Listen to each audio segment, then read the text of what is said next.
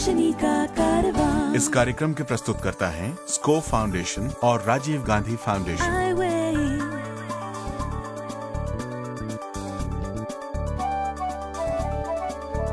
ये है रोशनी, रोशनी, रोशनी का कारवां। रोशनी जो करती है अंधेरे को दूर, रोशनी जो लाती है दिल में नूर, रोशनी जो दिखाती है रास्ता। ये है रोशनी का कारवां। आदाब, नमस्कार, सत श्री अकाल। मैं हूँ अरशद इकबाल जी, और मैं हूँ सलीमा रजा, और आप सुन रहे हैं अपना वीकली प्रोग्राम आई वे यह है रोशनी का कारवां। नई उमंग और नए जोश के साथ। मन के हारे हार है, मन के जीते जीत। ये कहावत सदियों से चली आ रही है और इसका मतलब यह है कि किसी इंसान की कामयाबी उसके गुणों से तय होती है। अगर इस जिंदगी में कामयाब होने की ख्वाहिश रखते हैं तो सबसे पहले सुने अपने मन को, और इस मन को तैयार करना बहुत जरूरी है। सुनो अरशद जी, तुम तैयार हो? बिल्कुल। तुम्हारे मन में कोई गलत ख्याल तो नहीं आ रहे हैं? बिल्कुल भी नहीं। कामयाबी हासिल करने के लिए सबसे बड़ी चुनौती उन गलत ख्यालों और कर्मों से छुटकारा पाना है जो आपके रास्ते में रुकावट पैदा कर सकते हैं। हमें खुद से ये पूछने की जरूरत है कि कौन सी बात हमें अपनी मंजिल पर पहुंचाने के लिए मददगार साबित होगी, यानी फोकस। बिल्कुल। अच्छा, इससे पहले कि हम अपने आज के इंटरव्यू के मेहमान को अपने सुनने वालों के साथ उनका परिचय कराएं, मैं ये बताना चाहूंगी कि दोस्तों आज का हमारा ये प्रोग्राम जरा ध्यान से सुने। वैसे तो हर प्रोग्राम को ही ध्यान से सुनना चाहिए और हमें पूरा यकीन है कि आप ध्यान से सुनते होंगे, है ना अरशद? हाँ, लेकिन इसमें एक खास बात है जो सलीमा बताना चाह रही हैं। हाँ। कि इस प्रोग्राम में ही इस सवाल का जवाब छुपा है। वाह वाह वाह वाह। और जवाब देके आप जीत सकते हैं आकर्षक इनाम। लेकिन उससे पहले मैं ये कहना चाहूंगा कि तुम मुखातिब भी हो, करीब भी हो। क्या क्या क्या शेर सुना रहे हो? जी। अच्छा, इरशाद। तुम मुखातिब भी हो, करीब भी हो, तुमको देखूं कि तुमसे बात करूं। वाह वाह वाह वाह। दोस्तों, ये शेर वैसे मैं आपको बता दूं, आपके और मेरे बीच की बात है, ये मेरे लिए नहीं कहा इन्होंने, क्योंकि मुझसे बात करने में इन्हें कभी कोई झिझक होती ही नहीं है। भाई, झिझक तो मुझे अपने सुनने वालों के साथ भी बात करने में नहीं होती। हाँ, बिल्कुल, और ऐसा ही होना चाहिए दोस्तों। आपसे हम दोनों का रिश्ता बड़ा मजबूत जुड़ा हुआ है। अच्छा, तो आज हमारे साथ मौजूद हैं देहरादून में स्थित national institute for visually handicapped यानी कि NIVH की डायरेक्टर अनुराधा मोहित। अनुराधा ने अपने प्रोफेशनल और पर्सनल लाइफ दोनों में बहुत जबरदस्त कामयाबी हासिल की है। जी हाँ दोस्तों, ये बता दें कि वो ब्लाइंड हैं और अपनी कामयाब जिंदगी और NIVH यानी कि national institute for the visually handicapped पे ज्यादा बात करेंगी इस वक्त अनुराधा। वो खुद यहाँ मौजूद हैं और आपको पता ही है कि उनके साथ कौन बात करने वाला है, हमेशा की तरह जॉर्ज अब्राहम। नमस्कार अनुराधा जी, आपका हमारे कार्यक्रम में स्वागत है। पहले हम आपसे ये जानना चाहेंगे कि ये जो national institute for the visually handicapped यानी कि राष्ट्रीय दृष्टिबाधितार्थ संस्थान जिसके आप डायरेक्टर हैं, इसकी स्थापना कब हुई और क्यों हुई? NIVH की स्थापना द्वितीय महायुद्ध के तुरंत बाद उन सैनिकों के पुनर्वास के लिए हुई थी जो कि महायुद्धों में अपनी नेत्र ज्योति खो चुके थे। उसके बाद आज़ाद भारत की सरकार ने इसे national centre for the blind के रूप में रजिस्टर किया, जो कि बाद में एक ऑटोनमस बॉडी 1982 में बना दी गई और इसका नाम NIVH यानी कि national institute for the visually handicapped रख दिया गया। तो ये हुई बात NIVH की स्थापना की। तो अनुराधा जी, अब बताइए कि NIVH का जो कार्य क्षेत्र है क्या है? NIVH मुख्य तौर पे ह्यूमन रिसोर्स डेवलपमेंट का काम करता है और दृष्टिहीन क्षेत्र में काम करने वाले विशेषज्ञ, जिस प्रकार से स्पेशल एजुकेशन टीचर्स हैं, मोबिलिटी इंस्ट्रक्टर्स हैं, उनकी ट्रेनिंग करता है। और दूसरा, आप यहाँ पर हमारा मुख्य जो उद्देश्य है वह रिसर्च और डेवलपमेंट है। दृष्टिहीन लोग मुख्य धारा में रहते हुए अपना इंडिपेंडेंटली लाइफ लीड करें, इसके लिए शोध की जाती है, उपकरण बनाए जाते हैं। उपकरणों का उत्पादन और वितरण भी हमारे संस्थान द्वारा ही किया जाता है। एक workshop for the manufacture of Braille appliances है और साथ ही में एक सेंट्रल ब्रेल प्रेस है। National library for print handicapped है, जो कि ब्रेल की पुस्तकें और बोलती पुस्तकें यानी टॉकिंग बुक्स भी बनाती है और देश भर में नेत्रहीन व्यक्तियों को डाक द्वारा इन सभी चीज़ों को प्रदान करवाते हैं हम लोग। NIVH एक एपेक्स लेवल का बॉडी है, एक नेशनल बॉडी है, तो आपके विचार में NIVH का जो ध्यान है ये पॉलिसी, ट्रेनिंग और रिसर्च पे रहना चाहिए या प्रोग्राम्स पे रहना चाहिए? रिसर्च, ट्रेनिंग और डेवलपमेंट तो उसके मुख्य उद्देश्य हैं ही, और उन्हीं पर उसे फोकस भी करना चाहिए। लेकिन साथ ही साथ अगर हम सर्विसेज की बात करें, क्योंकि आज हम भारत में उस स्थिति में नहीं हैं कि नेत्रहीन व्यक्ति बाजार जाकर अपने ज़रूरत के उपकरणों को खरीद सके, किताब की दुकान पर जाके ब्रेल की किताबें ले सके, न्यूज़पेपर डेस्क के ऊपर जाकर वो ब्रेल मैगजीन्स खरीद सके। ऐसी परिस्थिति आज नहीं है।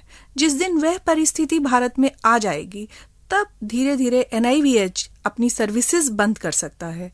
अगर हम सर्विसेज इस प्रकार की जो हैं बंद कर देंगे तो भारत में रहने वाले हजारों नेत्रहीन व्यक्ति जो सेवाओं से लाभान्वित हो रहे हैं उनके लिए एक प्रैक्टिकल समस्या सामने आ जाएगी।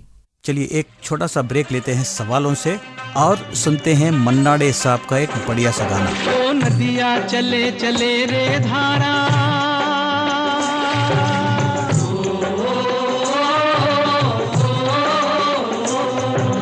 नदिया चले चले रे धारा, चंदा चले चले रे तारा, तुझको चलना होगा, तुझको चलना होगा, तुझको चलना होगा, तुझको चलना होगा।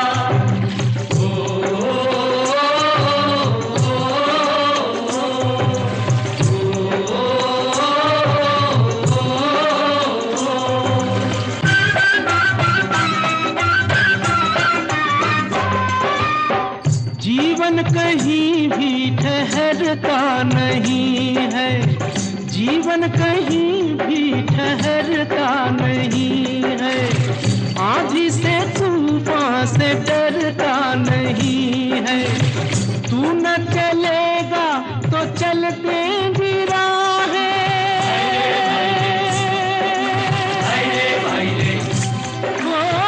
तू न चलेगा तो चलते।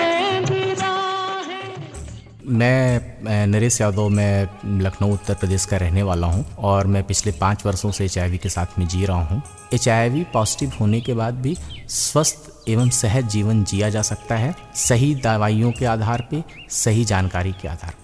HIV या एड्स के बारे में अधिक जानकारी के लिए किसी भी वर्किंग डे में आप हमें संपर्क कर सकते हैं 01126187953 या 01126187954। अगर आप अब तक का जो NIVH का जो प्रदर्शन या प्रोग्रेस अगर आप देखते हैं तो आपके विचार में NIVH का मुख्य कॉन्ट्रीब्यूशंस या योगदान क्या रहे हैं? NIVH का जो मुख्य समाज में योगदान है वो हिंदी ब्रेल का है। भारत में ब्रेल पहले अलग अलग शहरों में अलग अलग तरह से पढ़ी और लिखी जाती थी। भिन्न भिन्न ब्रेल कोड होने के चलते एक शहर में रहने वाले नेत्रहीन व्यक्ति दूसरी शहर में रहने वाले नेत्रहीन व्यक्तियों से पत्राचार नहीं कर सकते थे।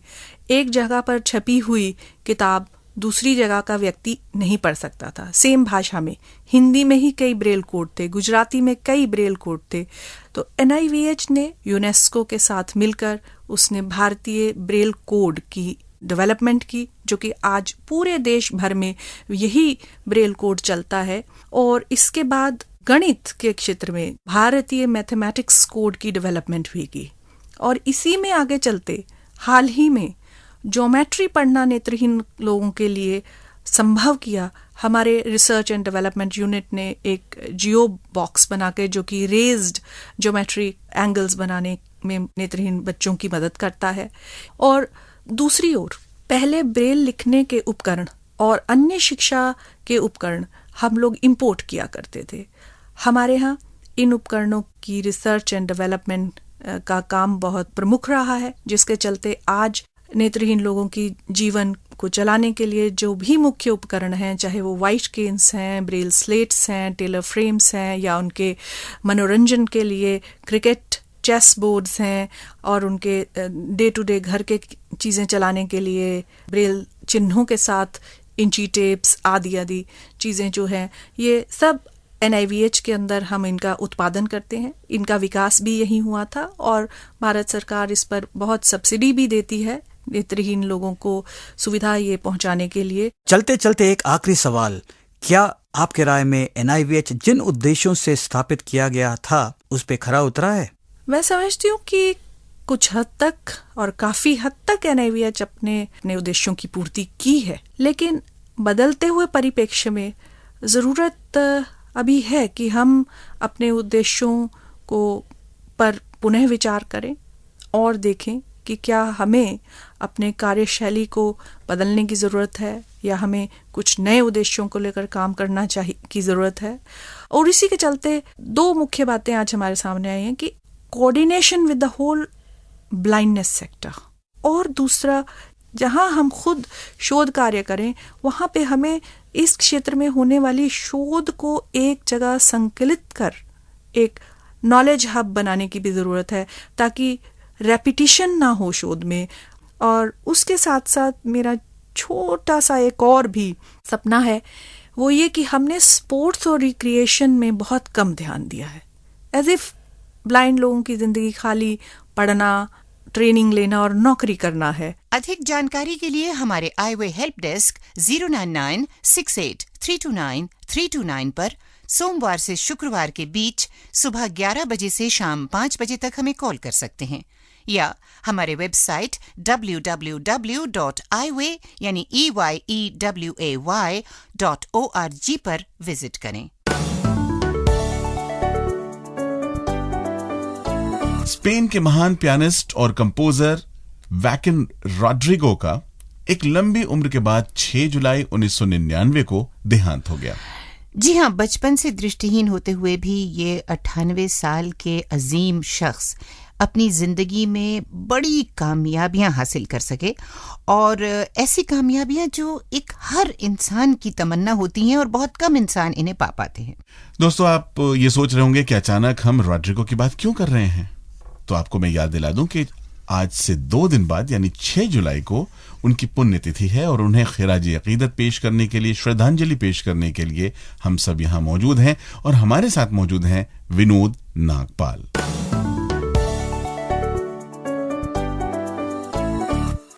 श्री हुआकिन रॉड्रिगो एक ऐसे महत्वाकांक्षी इंसान जिन्होंने अपने जीवन काल में वो उपलब्धियां हासिल की जिन्हें पाना एक सामान्य इंसान के लिए शायद संभव न हो। पूर्वी स्पेन में स्थित वेलेंसिया के एक प्राचीन शहर में जन्मे हुआकिन मात्र 3 वर्ष की आयु में ही अपनी दृष्टि खो बैठे थे। इस हादसे के बाद से संगीत में उनकी रुचि बढ़ गई और महज 8 वर्ष की आयु में ही उन्होंने स्पेन के श्रेष्ठ संगीतकार से संगीत सीखना आरंभ कर दिया। 1920 में हुआकिन का नाम बेहतरीन पियानो वादकों में गिना जाने लगा। धुन निकालने में उन्हें ऐसी महारत हासिल की कि मुश्किल से मुश्किल धुन भी उनके लिए आसान लगने लगी। 1927 में वो पेरिस गए, जहां उन्होंने पॉल डुकास से संगीत सीखा। उनके द्वारा तैयार किए गए संगीत को 20वीं शताब्दी के सबसे लोकप्रिय शास्त्रीय संगीत में से एक माना जाता है। उनकी धुनों ने उनका नाम दुनिया भर में रोशन कर दिया। उनकी इस कला के लिए उन्हें कई देशों में सम्मानित किया गया। 1996 में हुआकिन को स्पेन के एक बेहद प्रतिष्ठित पुरस्कार से भी नवाजा गया। आज हुआकिन हमारे बीच नहीं है। 1999 में उनका देहांत हो चुका है, पर अपने संगीत और मधुर धुनों के माध्यम से उनकी यादें आज भी हमारे दिलों में जिंदा है। आजकल नींद कम ख्वाब ज्यादा है, लगता खुदा का कोई नेक इरादा है। कल था फकीर आज दिल शहजादा है, लगता खुदा का कोई नेक इरादा है। क्या मुझे प्यार है, ऐसा खुमार है, क्या मुझे प्यार है, ऐसा खुमार है।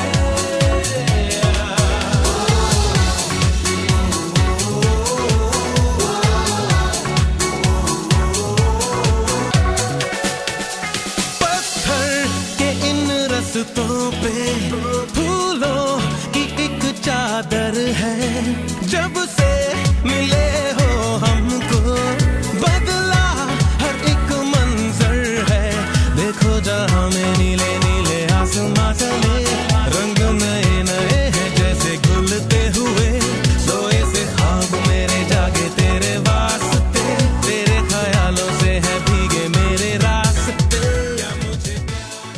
मैं नरेश यादव, मैं लखनऊ उत्तर प्रदेश का रहने वाला हूं और मैं पिछले 5 वर्षों से HIV के साथ में जी रहा हूं। HIV एड्स से बचने के लिए हमेशा HIV टेस्टेड ब्लड का प्रयोग करें, नई सिरिंजेस का उपयोग करें और सदैव कंडोम का प्रयोग यौन संबंध के दौरान में बनाएं।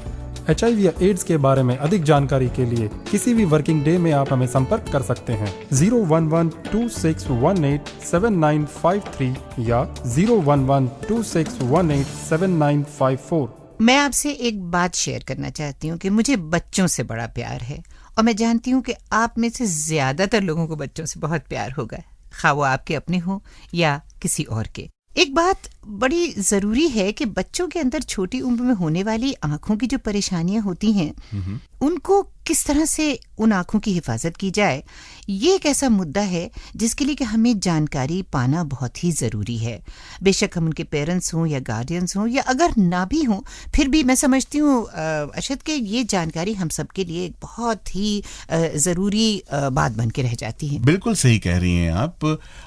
हमें अपने बच्चों को इन तमाम तरीके की परेशानियां जो हैं उनसे दूर रखना चाहिए, लेकिन वो तभी मुमकिन है जब हमें मालूम हो कि उनको कैसे रखा जा सकता है ना। इन्हीं सब चीज़ों के लिए यहाँ मौजूद हैं वेन्यू आई इंस्टीट्यूट दिल्ली की ऑप्थेल्मोलॉजिस्ट डॉक्टर सुनीता लुलागुर। ये विस्तार से बातचीत करेंगी हमारे साथी गुनीत सेठी के साथ।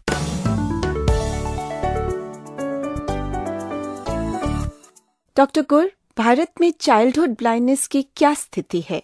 विश्व में हर 1 मिनट में एक बच्चा अंधकार की ओर बढ़ रहा है और जब भारत में इसके ऊपर सर्वे किया गया तो देखा गया कि 27 लाख बच्चे इसके अंधकार के निशाने पे हैं। जी, हमें बताएं कि वो कौन से कारण हैं जिनसे कि बचपन में दृष्टिहीनता हो सकती है? कारण तो बहुत सारे हैं, लेकिन अगर हम देखें तो कुछ कारण जिनका हम इलाज कर सकते हैं जैसे कि ट्रीटेबल हैं, और कुछ कारणों को हम प्रिवेंट भी कर सकते हैं जैसे कि रिफ्रैक्टिव एरर्स। हम इसको प्रिवेंट तो नहीं कर सकते हैं लेकिन इलाज जरूर कर सकते हैं चश्मा देके। भारत में ये देखा गया है कि 92 लाख बच्चे रिफ्रैक्टिव एरर के शिकार है और अगर ये बच्चे चश्मा नहीं पहनेंगे तो अंधकार की ओर जाएंगे, जिसकी वजह से इनको दृष्टिहीनता हो सकती है। दूसरे कारण हैं जैसे आँख में चोट लगना, कॉर्नियल ब्लाइंडनेस जो विटामिन ए की कमी की वजह से हो सकता है, मीजल्स की वजह से हो सकता है, और चौथा कारण अगर माँ के गर्भवश में अगर बच्चे को कुछ हो जाए तो उसकी वजह से भी आंखों में अंधता आ सकती है। एक बात और डॉक्टर गुर, बचपन में जो दृष्टिहीनता के लक्षण हैं वो माँ बाप को कब और किस तरह समझ में आने चाहिए? ये बहुत अच्छा प्रश्न किया आपने। ये है कि जल्द से जल्द जो हम देख सकते हैं वो है 3 महीने की उम्र में भी हमारी जो विजन होती है जिसको हम 6x6 कहते हैं वो 2 साल तक पूरी हो जाती है। तो जो बच्चा 3 महीने की उम्र में अगर अपनी माँ के चेहरे की तरफ ना देखें तो इसका मतलब है उसकी आँख में कुछ प्रॉब्लम है, या उसके डेवलपमेंटल माइलस्टोन्स में डिले हो रहा है, या अगर वो उसकी आँख में बैंगापन है या स्थिरता नहीं है तो ये भी कारण हो सकते हैं कि उस बच्चे की आँख में रोशनी की कमी है। यहाँ पे एक बात और मैं पूछना चाहूँगी डॉक्टर गुर, पेरेंट्स को किस तरह की प्रिकॉशंस लेनी चाहिए जिससे कि उनके बच्चे अननेसेसरी दृष्टिहीनता के शिकार ना बने? सबसे पहले तो हम ये सजेस्ट करेंगे कि बच्चे की आँख ऐसे हमें नहीं वेट करना चाहिए कि कुछ खराबी हो तो दिखाएं।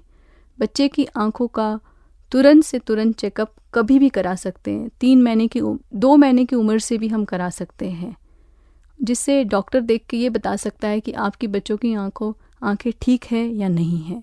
दूसरा जो देखा गया है कि चोट लगने की वजह से जैसे अंधता होती है, तो इसमें बच्चों को जैसे अभी दिवाली आ रही है तो पटाखों से थोड़ा दूर रहना चाहिए, होली पे रंगों से दूर होना चाहिए, सावधानी बरतनी चाहिए। और हाँ, जैसे खिलौने हैं तो खिलौने के ऊपर भी नुकीले नहीं होने चाहिए। दूसरा, बच्चे की आँख में कभी चोट लग जाए या लाली आ जाए तो अपनी मर्जी से कोई भी घरेलू इलाज नहीं करना चाहिए, क्योंकि ये भी देखा गया है कि कुछ लोग हनी डाल देते हैं, दूध डाल देते हैं। उसी समय डॉक्टर के पास जाना चाहिए। मैं हूं टॉम ऑल्टर। हर बुधवार की शाम को 9 बजे इसी स्टेशन पर आप सुन सकते हैं आए वे ये है रोशनी का कारवां।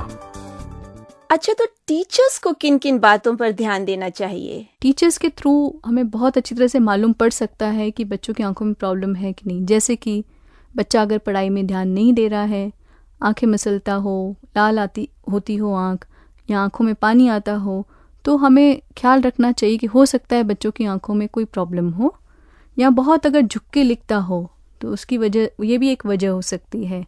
और अगर हम ये भी कहेंगे कि अगर कोई बच्चा चश्मा पहनता है तो उस बच्चे को ज़रूर प्रोत्साहन देना चाहिए कि वो चश्मा अपना पहने रखे, क्योंकि ये देखा गया है कि बच्चे अक्सर एक डॉक्टर की कहना मानते हैं, दूसरा टीचर की कहना मानते हैं।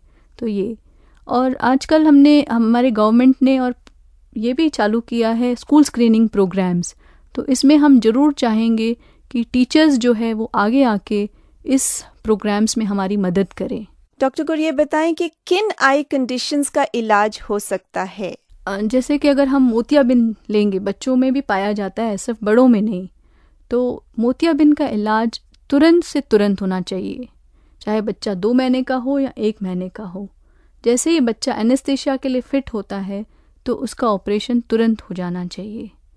चोट लग जाती है तो उसमें भी ऑपरेशन हो सकता है।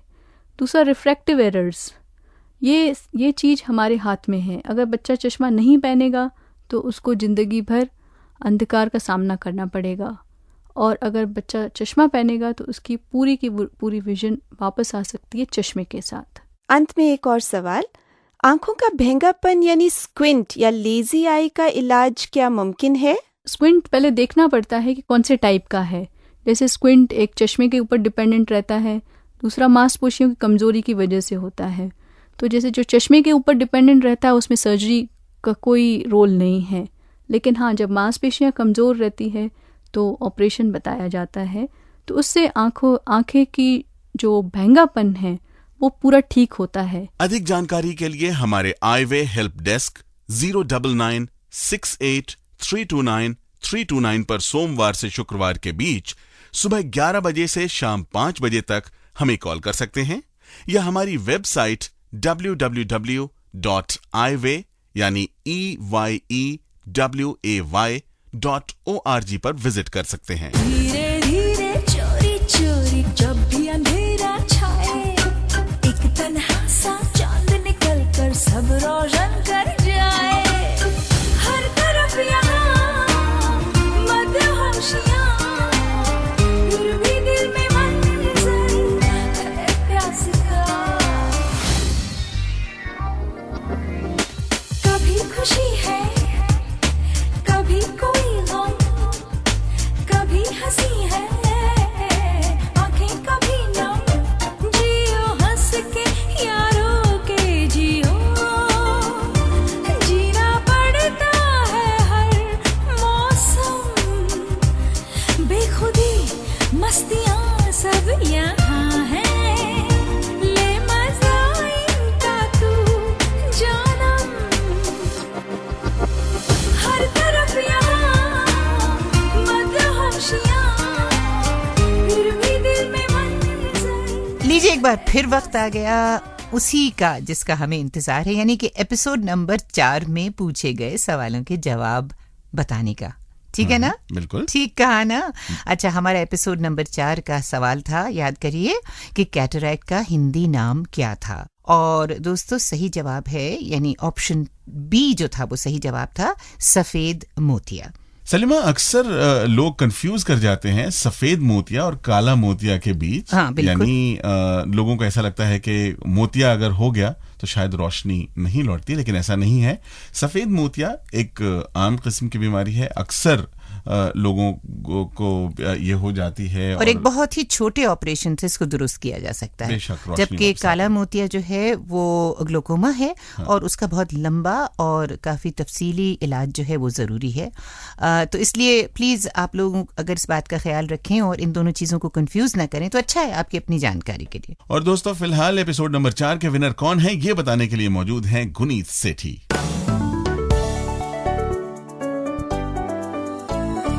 तो दोस्तों, इस बार के हमारे लकी ड्रॉ ने बिहार से विजेता चुना है, और वे हैं अकबरपुर सीतलपुर सरन से पिंटू कुमार।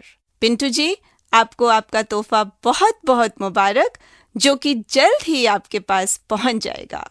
बहुत बहुत मुबारक हो आपका ये नया तोहफा आपको। दोस्तों, एक बार फिर तैयार हो जाए हमारे एपिसोड नंबर 10 के सवाल का जवाब देने के लिए। और हमारा सवाल है कि किस उम्र में आंखों की रोशनी पूरी तरह 6/6 हो जाती। 6/6 आप जानते हैं is the perfect I site. तो ऑप्शन ए इज 1 साल, ऑप्शन बी है 2 साल, ऑप्शन सी है 5 साल, और ऑप्शन डी है 8 साल। By what age in life our eyesight is fully developed to the maximum of 6/6? Your options are A, 1 year, B, 2 year, C, 5 years, या D, 8 years. और याद रखिए, जवाब भेजते समय अपना नाम, पूरा पता और एपिसोड नंबर जरूर लिखिए, वरना आपका जवाब शामिल नहीं किया जाएगा।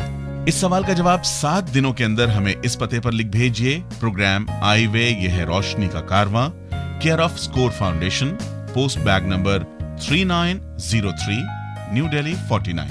आप हमें SMS भी कर सकते हैं। नंबर नोट कर लीजिए 09968329329, और आप अपना जवाब ब्रेल में भी भेज सकते हैं, या हमारी ईमेल आईडी भी नोट कर लें, radio@iway.org पर लिखें। आए, अब तो हमें भी बाहर जाना पड़ेगा, क्योंकि घड़ी ये बोल रही, भाई साहब निकल लो यहाँ से, कट लो। लेकिन ठंडी सांसें मत भरो, क्योंकि अगले हफ्ते हम फिर यहीं होंगे और हमारे साथी वहीं होंगे। ये बात बिल्कुल सही है, लेकिन अगर जल्दी आना है तो जल्दी जाना पड़ेगा, और जल्दी जाने के लिए आपको बोलना पड़ेगा अरशद इकबाल और सलीमा रजा की तरफ से खुदा हाफिज। ये है रोशनी का कारवां।